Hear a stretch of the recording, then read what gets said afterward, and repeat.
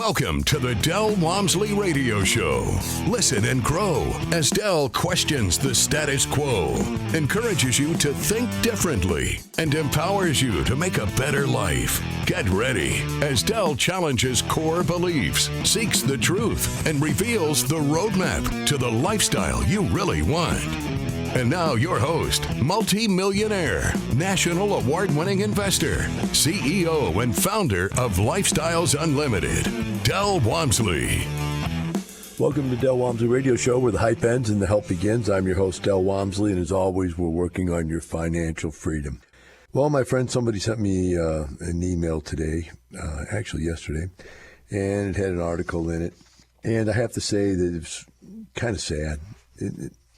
What I mean by that is that this article was about the dumbest thing I've ever seen in my life.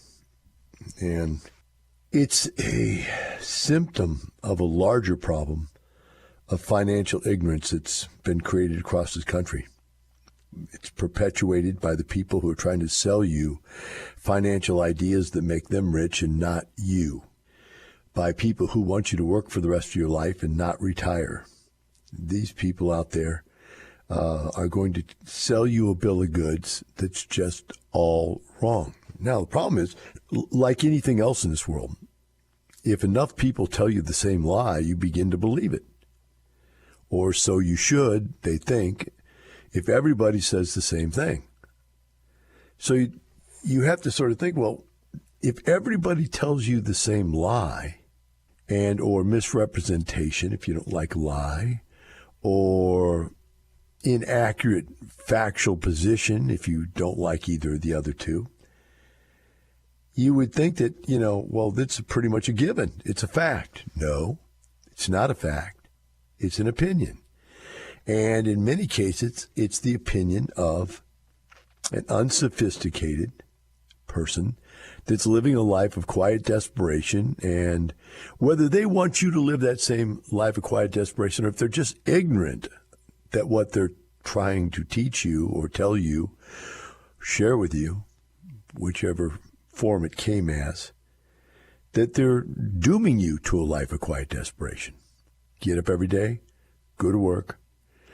And I've always thought of work as one of two ways. I've thought about going to prison, and you get up every day in your little prison cell and you go to your little cubicle, that's your cell. Or if you have a job, you get up every day and you go to your little cubicle and you sit in your cubicle and you work. Now, human beings were not meant to sit in cubicles. We are outside, get it on, get it done kind of creatures. But when you just sit there in that cubicle every day, you think about it, when you were young, you were exciting and fun, and you wanted to do things and you had goals. How many years of sitting in a cubicle does it take before it zaps all of your creativity, all of your desire to get ahead? Get up every day, sit in a cubicle. Same thing every day. Same view every day. Same stimulus every day. Now, some of you don't have the cubicle experience. Some of you have the rat race experience and the little mouse wheel, rat wheel, whatever you call it. In fact, I really should look that up and find out. If anybody want to email me at AskDel, LUINC.com. That's AskDel at LUINC.com. Tell me what that gerbil wheel is called, if there is a name for it. I just called it a gerbil wheel because I had gerbils when I was a kid. They'd get in there and run and run and run and run and run and run and run and run and run. Never get anywhere. How many of you feel like your life is you just get up every day and you get on that treadmill and you run? You get in that little wheel and you run. And you run and you run and you run and you run and you run and you get nowhere. I spent this Monday at the gym talking to some young guys. And these 30-year-olds were very excited about what I would call very mundane blue-collar jobs. But that's okay. A job is as exciting as you make it. And they were very excited about their new, quote-unquote, these new jobs they had just gotten, both these guys. And they're not together, by the way. Two different conversations just happened to end up on the same similar track. that these guys both just happened to get new jobs. I happened to talk to them. They happened to have gotten new jobs, and the conversation got struck up, and they were excited about these new jobs. That's not what I'm talking about. I'm not talking about getting rid of that job.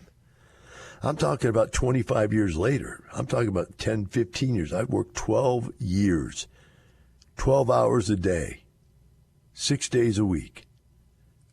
The wheel, the cubicle, all those things you call them. And now I've got this article somebody sent me that just wants to keep you there, who wants to take away all of your opportunity to be anything and have anything exciting in your life.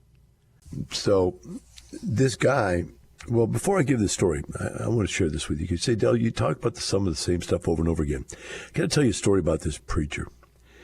And this one church had lost their preacher, and so they went out and hired a new one. And so I'm using the word preacher because I don't know which denomination you'd rather hear the story about. So they bring this guy in. The guy says, yeah, you all ready to go? Yeah, I'm ready to go this Sunday. I'm fine. So he gets up there Sunday and he gives this talk. And it was not bad, you know. When he's done, the elders come out and go, man, that's good talk, really good, exciting, to the point. It's got a good message. We're really happy. Thank you very much. We're glad we brought you on. So the next weekend, the guy comes out there and does pretty much the same sermon. And people were like, that's interesting. And they come up to him and said, it seems like that was pretty much the same sermon you gave last week. He said, yeah, I thought we needed it. And so it goes on to the next week, and the next week he gives the same sermon again. And finally, the elders are pretty mad. And they come up to him and go, do you realize you're giving the same sermon every weekend, every Sunday? And the guy goes, yeah, I do. He said, why are you doing that? He says, I'm going to keep giving it until you guys get it. And that's the problem. You can glaze over these ideas, and that doesn't mean anybody gets them. Doesn't mean anybody takes advantage of them. I hear all the time, Del, I listened to you for 6 months or 6 years, and it really never resonated, but I liked it. I was listening to it. It made, a little bit of sense, but I really didn't take action on it. And then all of a sudden they come to me 6 years later and they go, God, I wish I would have started with you 6 years ago. I'd be rich by now. Yeah. That's the funny part, guys. If you start today, 2, 3 years from now, you're going to be financially free. 4, 5, 6 years from now, you're going to be probably pretty wealthy. But you got to start. So if you keep putting this off, you say, well, Del, you keep saying the same thing. Of course, I'm going to keep saying the same thing, just like that preacher, right? Just like the preacher. So the story, the article that was sent to me is by a guy named Gary Wander from Real Estate News. And the name of the article is 5 Ways to Build Home Equity. And this guy's contention is that people want to build equity in their home. And this is 5 ways to do it. And many times, guys, when people tell you how to do something, you have to stop. I mean, it's very important. Just stop and go, okay, you're giving me 5 ways to do something, but is what you're telling me to do the right thing to do? Right? I can tell you 5 ways to do all kinds of things. Many of them are illegal. Many of them are stupid. Right? There's 5 ways to do everything. But that's not the point. The point is, what should you do? And this guy's got it all wrong. It says whether you currently own a home or pursuing one, you may be looking for ways to build equity. No, we're not. We don't want equity in a home. We don't want equity in an apartment complex. Why? Here's the part you have to understand. Is that if I have $100, $100 or $100,000, I can only do one thing with that dollar at a time. So if I want to go and benefit my life, I have to look at each dollar and say to myself, what is the most effective thing I can do with my dollar? So in this case, let's talk about equity in a home. What does equity in a home do for you? It does nothing for you except one thing. That's all it does. It removes interest payments. It lowers the interest payment. The more equity you have, the less you have on debt, the less interest you pay. And so people think, well, my goal in life is to pay off my home. That is the major goal, financial goal for most people in their life. But it's really a bad goal for many, many reasons. For one, the money you have sunk in your home is much better utilized by investing. So let's say I know how to double my money every 2 to 3 years. And in good times, I can double it every 1 to 2 years. And in medium investment years, I can double it every 2 to 3 years. And in really bad investment times, I can double it every 4 to 5 years. At least every 5 years, my money doubles. Well, if my money is sitting in my personal residence, it's not doubling in value. In addition to that, it's not earning me any cash flow. So let's say, for instance, I have a $400,000 house and I have it paid off. What is that house paying me each month in the mail? Absolutely nothing. I get to live there, and I have the benefit of being able to pay taxes. I'm joking, right? You get to pay property taxes. You get to pay insurance. You get to pay water and gas and electric and cable. You get to pay for landscaping and maintenance and repair on the house, pool service. And you say, well, I do those things. Well, if you do many of those things, that time is time you could have earned money. So now you don't get to earn money because you're busy maintaining the house yourself.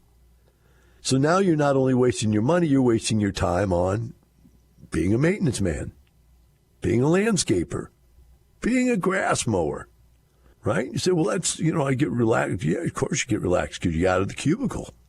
You're off the rat race wheel. And to you, that, getting out of one rat race wheel and getting into the other rat race wheel of mowing your yard every week never goes away. Listen, I love my house. There's nothing I love more as far as physical things I own than the home I live in and the yard that I have. It's unbelievable. I love it. I spend time with it all the time. But it doesn't go away. I mean, I have to have it mowed every week. I have to have the pool cleaned every week. I have to have landscaping people come in and weed and poison and clip and trim and plant every single week. I have a landscape company. That's all costing you. So when we come back, we'll talk about what you should be doing with your time and your money. We'll be right back with the Del Walmsley Radio Show.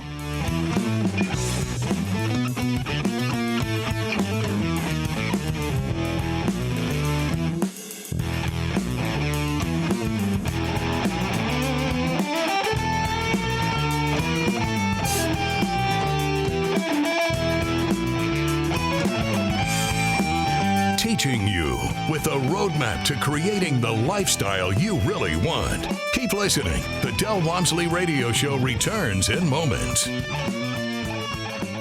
I was at a seminar one time and a guy was sitting up there and he was saying, what you really need is you need the young, aggressive entrepreneur people to go out there and take that money and invest it with them. I walked up to the front of the stage and I said, hey, I'm that guy you're talking about that should be mentoring these people on how to do this. The guy goes, sir, we don't allow solicitation. And I said, no, you don't understand. I'm here to tell you I'm exactly the guy you were telling them to look for. And I'm willing to help them for nothing. And the guy goes, if you don't stop soliciting, I'm going to have the security come and get you. And I said, I can see you're a scam. I'll just leave. Everything I said had gone through the intercom. So I walked out of the seminar room and 200 people followed me. And that's how Lifestyles was started. Are you ready to get up and follow Del? Join us today at lifestylesunlimitedworkshop.com. You're hearing the Del Walmsley Radio Show. Want more life-changing knowledge? Access our podcast and listen on demand at lifestylesunlimited.com under the radio tab. Now your host, Del Walmsley. Welcome back to the Del Walmsley Radio Show. Let's talk about the fact that this article is telling you that 5 different ways you can increase the equity in your home, and I'm telling you that the basic idea of having more equity in your home is a bad thing. And I started by the fact that whether or not you have equity or don't have equity, you still have to pay the taxes, the insurance, the maintenance, the repair, all the stuff that goes along with it. So it doesn't get you out of anything to pay it off, and meaning you don't have that money anymore other than paying interest. So let's take a look at the interest offset thing. By the way, you can't write interest off of your taxes anymore if you make any money at all, because now there's a standard deduction that you take, or you can only take so much interest deduction. It's not really even worth it anymore. The standard deduction is better than to itemize. So it doesn't even benefit you tax-wise. So let's take a look at what the reality is. Let's just take a number. Let's say you have a $400,000 house. And that $400,000 house you have paid in full. I'm going to the extreme. You can have it $200,000 equity if you want, whatever number. Now let's say we take that $200,000, that $400,000, and we get it out of there. So instead of having $400,000 worth of equity in home, we have zero. We pull all the money out. Let's say the house is now worth, $600,000. We were able to pull out 80% of that, which is, $400,000. We have all of our money back, whatever it is. Or we buy the home zero down as a personal residence. That $400,000 can now be put into an investment and leveraged such that it could pay you anywhere from 6 to 15% cash on cash return. So $400,000, let's just say in the middle, 10%. That's $40,000 a year, folks. You're giving up $40,000 a year. So let's look in the mailbox right now, and let's see if our home, this personal residence that you have paid off, has put a check in the mail to us. And the answer is no, it has not. It is paying you nothing. Whereas I have a home, and I go over here, and it pays me $40,000 a year. You go, but Del, you've got a mortgage now. Well, wait a minute. The only thing the mortgage has different than you is the interest. You still have to pay the taxes, and insurance are part of the mortgage. And you think that the mortgage all goes away when you pay it off. It doesn't. Only the interest goes away and the principal. But the principal is just paying down, your equity. So all you're really doing is getting out of paying the interest. So if I'm paying a interest payment of 4 or 5% on my house, let's make it easy, 5% on my house, high interest rates now, and 10% on my investment, which is really a moderate return, let's talk about a 5% gain. So 5% of that $400,000 is $20,000 a year. So I now have $20,000 a year coming to me each month in the mail as the investment. Now I'm going to just do this real quick here, because I just don't think people think about money the right way. $20,000 a year to me, I don't think of as $20,000 a year. I think of it as 12 payments of $1,666. Each month I get another $1,666 to spend. Now, let's say you don't even play that smart and take the $20,000 a year and reinvest it and get rich, by compounding your wealth. Just spending $1,600, $1,700 a month more. Ask your wife if she'd like to have $1,700 a month more to spend. I bet she'd say, yes, I would. But she'll say no because her daddy taught her not to have debt on the house and that you need to pay off this home for the family so it's safe. So if you ever get killed or I ever kill you or whatever it is, we ever get divorced, I get the house with lots of equity. That's our largest personal asset. That's what they tell you. That's your largest personal asset. And by the way, your home should not be your largest personal asset, right? It should not. But it is for most people. And so we've got to get that money out of there so we can go invest it. I've seen people come to me over the last 33 years, pull the money out of their home, buy an apartment complex, and retire in a year or two. It's just amazing. That equity is doing you no good at all inside your house. So let's talk one step further. Let's talk about what else has debt equity. How about your 401k? Here's a really dumb one. Think about this. You have an asset, a 401k, that you pay money into every month. You say, well, I invested in it. No, you pay money into it every month. You can call it investment, call it whatever it is. But your net living ability, your net take-home pay is less because it's 401k. Now think about it. If I told you I wanted you to invest in a rent house, and the money I'm having you defer out of your life, because 401k money is coming out of your life until you're 65 years old or so, whatever it is. What if I told you were going to have to pay in every single month to that rent house and never, ever, ever get a payment back from the rent house until you just sold the rent house and took the equity? That's what you're doing with the 401k. You're paying $500 to $1,000 a month into a 401k every month for 30 years in hopes that at the end of it all, it'll be worth something. You can pull the money out. And that's the same thing if you would have bought a rent house and didn't put a tenant in it. You'd be paying the mortgage payment every month for 30 years. At the end, pay it all off. There's equity. There's all that equity, and you want to pull it out. But that's dumb as a rock. Why not own an investment that pays you money every single month, and at the end of 30 years, it's doubled or tripled in value, and it's paid off? Right? You get the best of all the worlds. So you've got all this money wrapped up in your 401k, earning you zero, nothing. You say, well, I earn it and it's tax-free. No, you've not earned a dime of money, guys, until you realize it. Realize means you get to take it. Now think about this. What does it take to retire? It takes regular, reoccurring, realizable income. You need to know it's regular. You got money there every month. You know that it's realizable. You can get to it. You actually literally get it. You don't just see it on a piece of paper. You have to be able to get to it to spend it. Reoccurring every month, like clockwork. Realizable. You actually get it. And regular. An amount will come consistent. If you don't have those things, you can't retire. Well, you can retire, but it doesn't mean you're going to live well. You're going to suffer in retirement. It's going to be miserable.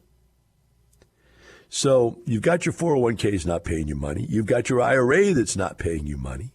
It doesn't pay you any money. You got your personal residence that doesn't pay you money. And now we've just identified probably 90 to 95% of your net worth. 90 to 95% of your net worth. Here's what I ask people to do in the seminar.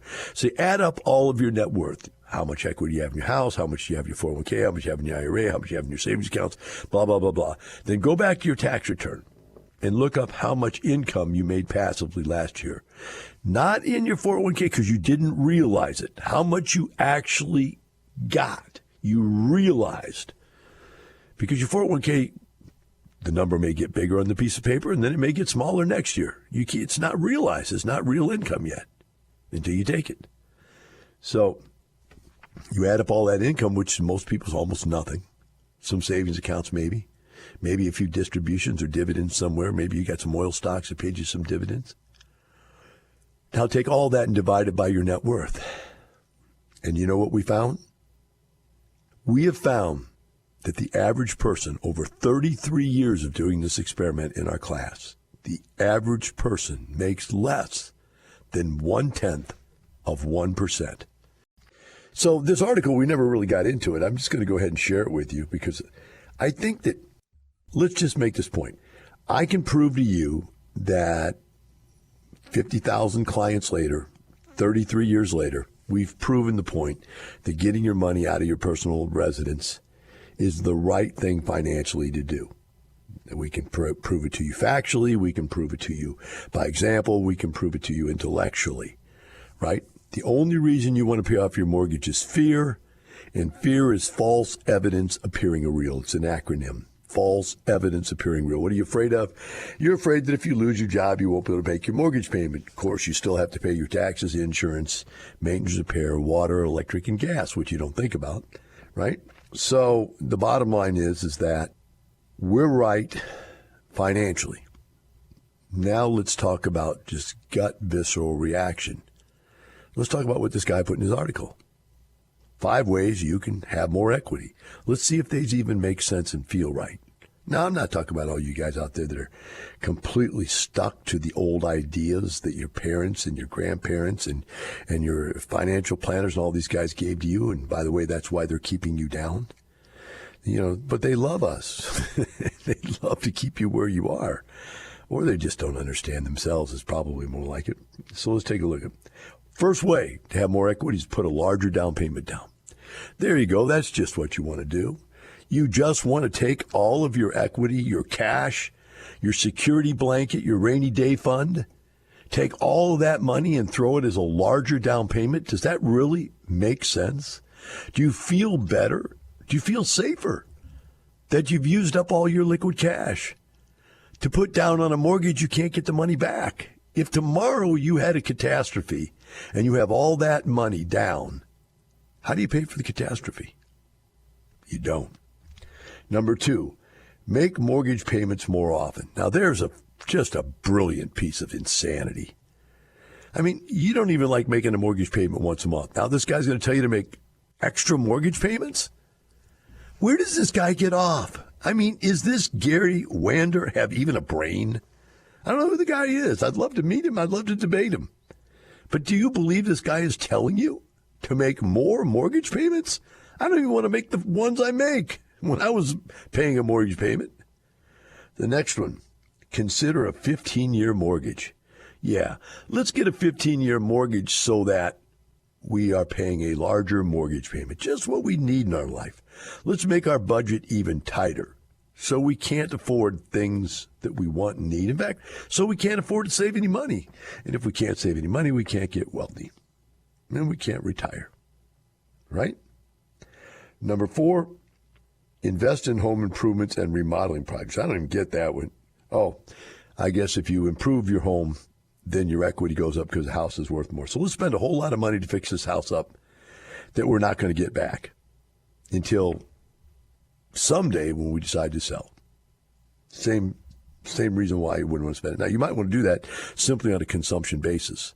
And I do believe that consumption is a good thing because it's not the money, it's the lifestyle. And if you don't have a good life, if your house is a piece of garbage, you need to fix it up, then I think that's okay. But that's going to keep you from investing. Then you got to look at that. And the last one, use your gifts and windfalls. There you go. Got a whole bunch of Christmas checks. Let's take our Christmas checks and pay our mortgage down. Gosh, Gary, I'm sure you're a nice guy. But did anybody ever sit down with you, Gary? And this is real estate news. This guy's supposed to know about real estate. Does he not understand leverage and equity, debt equity considerations? How do you get to write these articles? I don't understand that. How do you get to write these articles and claim that you know something about real estate when you make these ignoramus comments like this? You look at these and you go, man, I really don't like any of those ideas. They don't feel right. They don't feel right because they're not right. They're stupid. Period. Say, Del, you're brutal today. Yeah. I mean, I just keep hearing this stuff. These people, I don't understand how these people get to write these articles. They're not helping you get rich. They're helping you get stuck in the rat race, on the wheel, in the cubicle. They don't care about you, yet they write this stuff. Who pays them to write this stuff? I don't understand that. I'm sorry. I care about you guys. I know that sounds ridiculous that some guy could care about you, but hey, come meet me. You'll find out I do care because I care about the underdog. And who is the underdog here? Everybody who gets told to not be an entrepreneur, an investor, a wealthy, successful person. You can be everything. You can be kind, loving, religious, sharing, and wealthy and successful all at the same time. One does not deny the other, but ignorance peddled forward through garbage articles like these and other stupid financial planner ideas are going to keep you down. And if you don't wake up to that, then you won't be able to say this. It's not the money. It's the lifestyle. Have a wonderful day. The information and opinions you hear on the Del Walmsley Radio Show are those of the host, Del Walmsley, his guests, and his callers. The Del Walmsley Show is for entertainment purposes only. Please consult a professional regarding your personal investment needs. Nothing presented on the Del Walmsley Show constitutes an endorsement, recommendation, offer, or solicitation to buy or sell any product or security.